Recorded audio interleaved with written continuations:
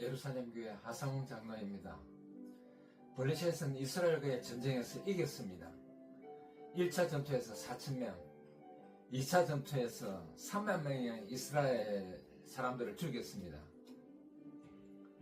그들은 하나님의 법궤마저 빼앗아 마치 전쟁의 승리를 자신들의 신 다곤이 준 것처럼 여겼습니다.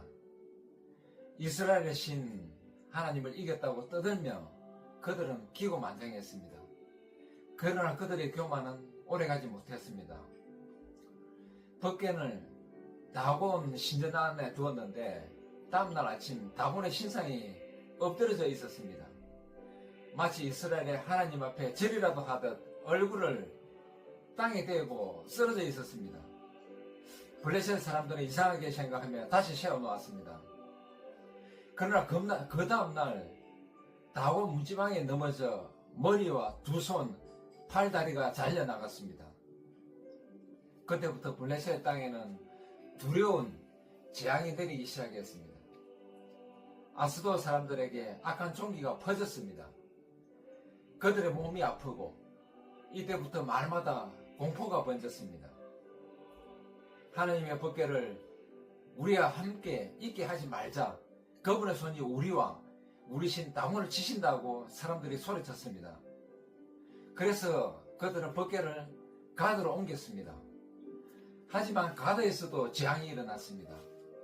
그곳 사람들도 몸에 종기가 생기고 고통이 심해졌습니다. 그러자 그들은 또 법궤를 에그론으로 옮기려 했습니다. 그때 에그론 사람들이 소리쳤습니다. 그들이 이스라엘 신의 법궤를 우리에게 가져와 우리를 죽이려 하는구나. 그 하나님의 법궤가 오는 것을 적극적으로 반대했습니다. 이제 블레셋 온 땅이 하나님의 두려움에 사로잡혔습니다. 많은 사람들이 죽고 죽지 않는 사람들은 종기에 시달리며 울부짖었습니다. 블레셋의 방백들이 모였습니다. 이 법궤를 어떻게 해야 하는가? 그들은 제사장과 점술가들을 불러 모았습니다. 제사장들이 이렇게 말했습니다. 이 법궤를 이스라엘로 돌려보내자. 대신에 이 법궤를 그냥 돌려보내지 말고 속건제를 함께 드려야 한다고 했습니다. 그래서 금으로 만든 종기 5개와 검쥐 5마리 모양을 만들어 함께 법궤를 보내기로 했습니다. 새 수레를 만들고 아직 멍에를 메어본 적이 없는 젖먹이는 두 암소를 끌어다가 수레를 메었습니다.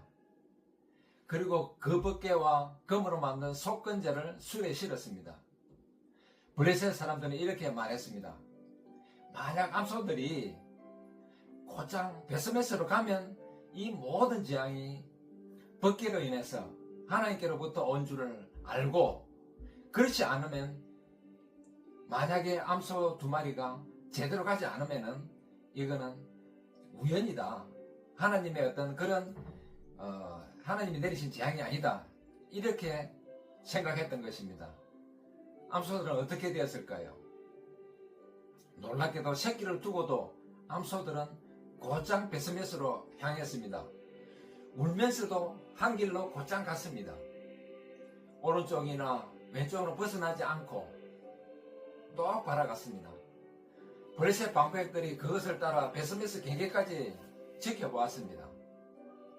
그때 베스메스 사람들은 밭에서 밀을 베고 있었는데 수레에 실은 하나님의 법궤가 돌아오는 것을 보고 그들은 기뻐 소리 질렀습니다.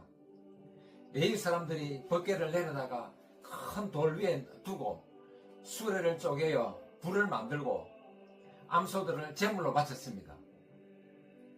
그러나 이 기쁨의 순간에도 인간의 경솔함은 용납되지 않았습니다.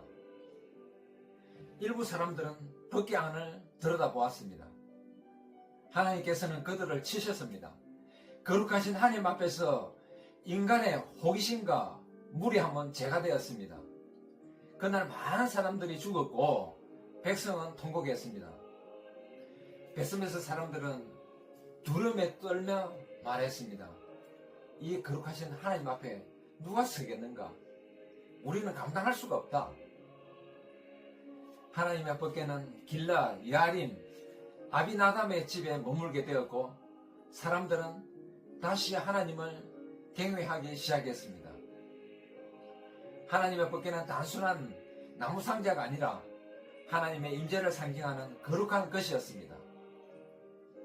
블레셋은 교만으로 법궤를 다곤 신전에 두었지만 그들의 신은 무너졌습니다. 비참하게 무너졌습니다. 사람들이 하나님을 이용하나 할 때 그분은 침묵하지 않으십니다. 하나님을 도구로 삼는 순간 인간은 재앙을 부르고 맙니다. 그러나 하나님을 두려워하고 경외하는 자에게는 은혜와 복이 임합니다. 하나님의 법궤가 이동하는 그 길은 심판의 길이자 동시에 회개의 길이었습니다. 오늘 우리에게도 하나님의 법궤는 존재합니다. 그것은 눈에 보이는 상자가 아니라 우리 마음 속에 하나님의 임재입니다. 하나님을 경외하는 마음, 그 거룩한 두려움이 우리를 지키는 진짜 법궤입니다. 우리가 하나님 앞에 겸손히 서야 할 이유가 여기에 있는 것입니다. 감사합니다.